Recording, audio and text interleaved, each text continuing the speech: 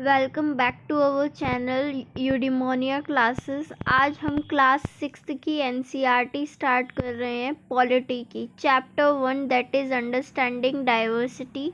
And sorry for the delayed in classes because of health issues. बिल्कुल भी classes नहीं हो पा रही थी तो but now we will start with polity classes, वो एनसीईआरटी की क्लास 6th से 12th तक का। So let's start the first chapter, that is understanding diversity, in which we have to understand Indian diversity. Diversity होता क्या है इस chapter में सबसे पहले तो यही समझाने की कोशिश की गई है। डाइवर्सिटी का मतलब होता है जब लोगों के बीच में अंतर हो, उनके खाने पीने का, रहने का, भाषा का। हम अलग अलग तरह के फेस्टिवल्स मनाते हो, हमारे धर्म अलग हो। जब इतने सारी डाइवर्सिटी मतलब इतने सारे अंतर हो तो उसे ही डाइवर्सिटी कहा गया है।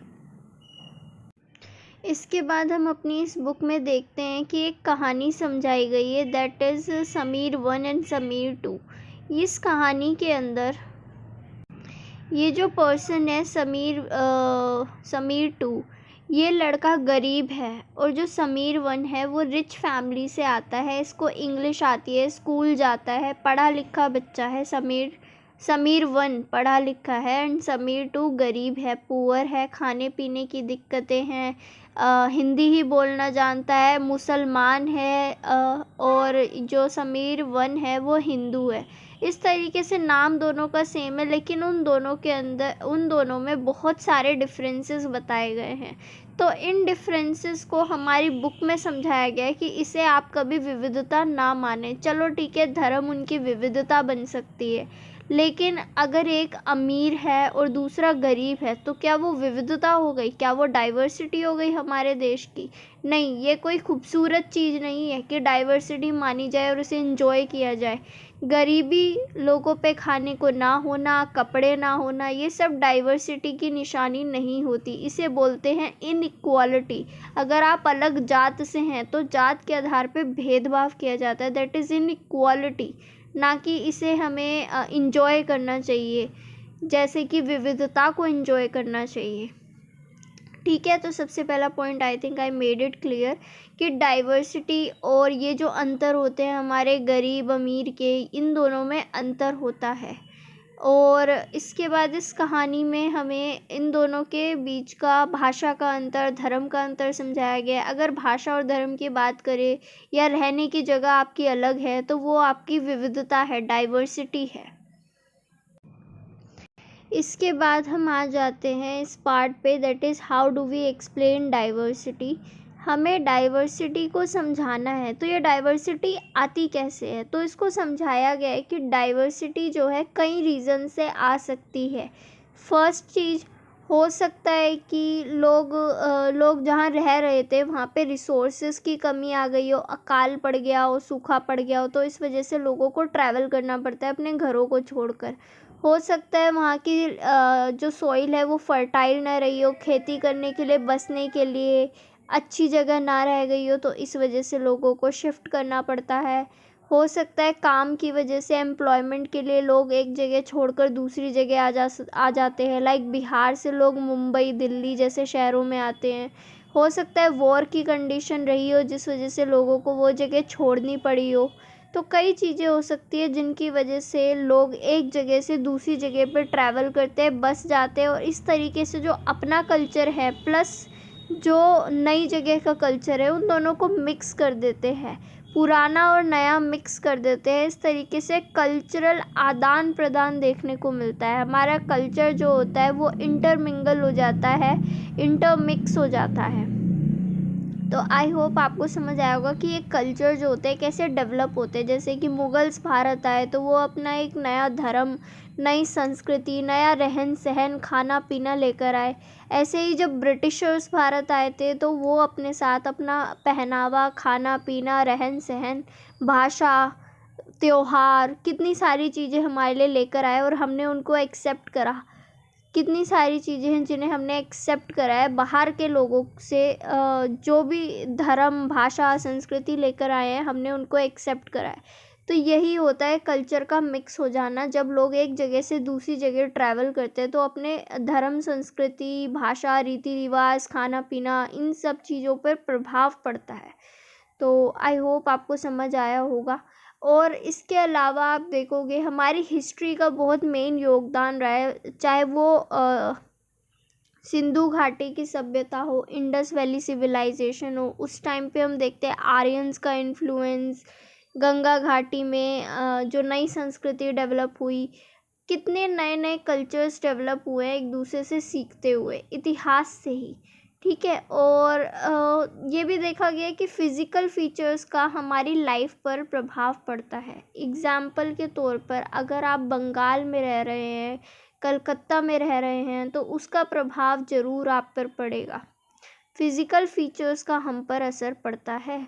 अगर आप बंगाल में रह रहे हैं तो समुद्र किनारे वहाँ के लोग ज़्यादातर क्या खाते हैं? चावल और मछली वहाँ का मेन फूड है, क्योंकि वहाँ पर वो ही इजीली अवेलेबल सस्ते रेट पर होता है, क्योंकि वहाँ समुद्र है, साफ़ समुद्र से आप इजीली प्राप्त कर सकते हो। वहीं अगर आप किसी और शहर चले जाओगे, किसी और स्टेट में जाओगे, तो वहाँ की कंडीशंस के हिसाब से खाना होगा। राजस्थान में आपको रेत वगैरह का एनवायरनमेंट, गर्मी मिलेगी, तो वहाँ पर तीखा खाना चलता है। मतलब हर जगह का अपना फिज़िकल एनवायरनमेंट की वजह से फूड होता है। अगर आप अंडमान निकोबार में जा रहे हो तो अंडमान निकोबार के अंदर आपको अच्छी खेती करने का मौका नहीं मिल सकता, वहाँ खेती लायक ज़मीन नहीं है। तो उन लोगों को, ट्राइबल लोगों को हमेशा मांस, मच्छी, यही सब चीज़ें खानी पड़ती है, क्योंकि वही वहाँ की कंडीशन है। सस्ता पड़ेगा। अगर वो सब्जियां उगा कर खाना चाह रहे हैं तो उगा सकते नहीं है, बाहर से मंगाएंगे तो वो 150 किलो की सब्जी पड़ेगी। उससे बेटर है कि वो मांस वगैरह खा ले। सेम कंडीशन आप लगा सकते हो साउथ इंडिया में। वहाँ पर भी आप देखोगे ओशियन वाला रीजन है, हम पेनिनसुलर है हमारे भारत का नीचे का एरिया साउथ इंडिया। तो इस वजह से वहाँ पर भी आप मछली, चावल, ये सब चीज़ें, सी फूड, ये सब चीज़ें ज़्यादा देखोगे कंपैरिजन टू गेहूँ। ओके। वहाँ के और तेल में भी अंतर देखने को मिलता है। वहाँ नारियल का तेल ज़्यादा यूज़ किया जाता है हमारी तरफ नॉर्थ इंडिया से ज़्यादा, क्योंकि नॉर्थ इंडिया में वो इजीली अवेलेबल नहीं है और उसे मंगाने में हमें डबल खर्चा पड़ेगा। लेकिन साउथ इंडिया में वो चीज़ इजीली अवेलेबल है। तो हमारी फ़िज़िकल कंडीशन का, फ़िज़िकल सराउंडिंग्स का हमारे ऊपर बहुत प्रभाव पड़ता है। हमारी फ़िज़िकल सराउंडिंग्स हमारे खाना पीना, रहन सहन, भाषा, संस्कृति, हर चीज़ पे प्रभाव डालता है। अब जैसे कि साउथ इंडिया के लोग धोती पहनते हैं क्योंकि वहाँ गर्मी बहुत होती है, उमस रहती है। नॉर्थ इंडिया में हम धोती नहीं पहनते, जीन्स भी पहन सकते हैं, क्योंकि यहाँ इतनी गर्मी नहीं पड़ती। यहाँ का एनवायरनमेंट कूल रहता है, मीडियम रहता है कि आप जीन्स भी वियर कर सकते हो। तो पहनावा भी हमारा फिज़िकल सराउंडिंग से ही जुड़ा हुआ है। आई होप आपको ये वाली बात समझ आई होगी कि फ़िज़िकल सराउंडिंग्स जो होती है वो हमारे ऊपर प्रभाव डालती है। फ़िज़िकल सराउंडिंग से ही हम लोग जो है अपने कल्चर, धर्म, भाषा, संस्कृति, ये सब चीज़ों पर प्रभाव देखते हैं। इसके अलावा अब हम आगे बढ़ते हैं। इसके बाद आप देखोगे लद्दाख के बारे में बताया गया है। जो लद्दाख है वहाँ के लोग किस तरीके से रहते हैं। तो लद्दाख में एक मेन पॉइंट हो जाएगा कि वहाँ पर लोग जो है भेड़ पालन, बकरी पालन, याक का पालन करते हैं ऊन वगैरह के लिए, मांस मच्छी के लिए, मांस के लिए, घी के लिए, क्योंकि वहाँ की फ़िज़िकल कंडीशंस ऐसी है, वहाँ खेती नहीं की जा सकती। तो वहाँ पर लोग पश्मीना शॉल को प्राप्त करते हैं। पश्मीना ऊन से, पश्मीना शॉल जो होती है वो बुना जाता है कश्मीर वाले रीजन में, कश्मीर के व्यापारियों को बेचकर, और पश्मीना ऊन मिलता है। पश्मीना जो आपका पश्मीना बकरी होती है। इसके बाद आप देखोगे कि यहाँ के लोग दूध, मांस, मच्छी, दूध, मांस, मक्खन, ये सब चीज़ें ज़्यादा खाएंगे, क्योंकि वहाँ पर खेती नहीं की जाती है। गाय, बकरी, ये सब पालन होता है। इसके अलावा हमें बताया गया है कि यहाँ पर फ़ॉरेन से ट्रेडर्स आया करते थे क्योंकि यहाँ पर दर्रे हैं ना, दर्रों की वजह से। तो यहाँ पर फ़ॉरेन ट्रेडर्स आते थे तो अपने साथ मसाला लाते थे, रेशम लाते थे एट्सेट्रा। तो लद्दाख के रास्ते से ही बौद्ध धर्म पहुँचा। यहाँ पर बौद्ध धर्म के अलावा यहाँ पे इस्लाम धर्म पहुँचा लद्दाख के रास्ते ही। और जो लद्दाख है उसको छोटा तिब्बत भी कहा जाता है बिकॉज़ ऑफ चाइना के तिब्बत की वजह से, उससे कल्चरल इन्फ्लुएंस की वजह से, जुड़ाव की वजह से, हिस्ट्री के बेसिस पे इसे छोटा तिब्बत भी कहा जाता है। तिब्बत में एक ग्रंथ मिलता है केसर सागा, उसको भी हम देखते हैं लोग गाया करते हैं, पढ़ा करते हैं। सो आई होप आपको समझ आया होगा लद्दाख के बारे में। इसके बाद केरल का ज़िक्र है। केरल के बारे में बताया गया है कि जो केरल है वो एक तरफ तो समुद्र से, दूसरी तरफ पहाड़ों से घिरा हुआ है। यहाँ पर मसालों की खेती की जाती है, पेपर, क्लोव्स, कार्डमम्स, मतलब इलायची, काली मिर्च, लौंग, इन सब की खेती की जाती है। यहाँ पर सबसे पहले अरेबियंस आए थे, यहूदीज़ आए थे, ज्यूज़ आए थे यहीं पर सबसे पहले। और ये माना गया सेंट थॉमस जो थे वो भी सबसे पहले 2000 साल पहले भारत में, केरल में ही आए थे। भारत में ईसाई धर्म लाने का श्रेय उन्हें ही जाता है, क्रिश्चियनिटी लेकर आए थे वो। इसके अलावा हम मुस्लिम्स के बारे में देख सकते हैं। इब्न बतूता जो था वो बताता है, वो यहाँ पर आया था, उसने बताया करीब 700 साल पहले जो है यहाँ पर मुस्लिम्स कम्युनिटी जो थी वो बहुत ही रिस्पेक्ट के साथ रहा करती थी। यहाँ पर मुस्लिम्स उसे देखने को मिले, सेटल्ड थे। इसके अलावा हम पढ़ सकते हैं कि वास्को डी गामा जो था, पोर्तुगीज़ था, उसने भी समुद्र का रास्ता खोजा था यहीं से। फिर हमें यहाँ पर बहुत सारे धर्मों को देखने को मिलता है भारत के अंदर। इसके अलावा हमें बताया गया है कि यहाँ पर फ़िशिंग नेट्स जो यूज़ होते थे उनका नाम चीनी वाला है। ऐसे ही जो बर्तन यूज़ होता था फ्राई करने के लिए उसे चीना चट्टी कहा गया है। ऐसे ही चावल ठीक है, तो मतलब ये चीनी वाला या फिर चीना चट्टी, इसका मतलब क्या है? इसका मतलब ये है, इनके वर्ड्स में चीन आ रहा है, चाइना आ रहा है। दैट मीन्स कि पहले चाइना और केरला के लोगों के बीच भी ट्रेडिंग रूट था, दोनों देश ट्रेड किया करते थे।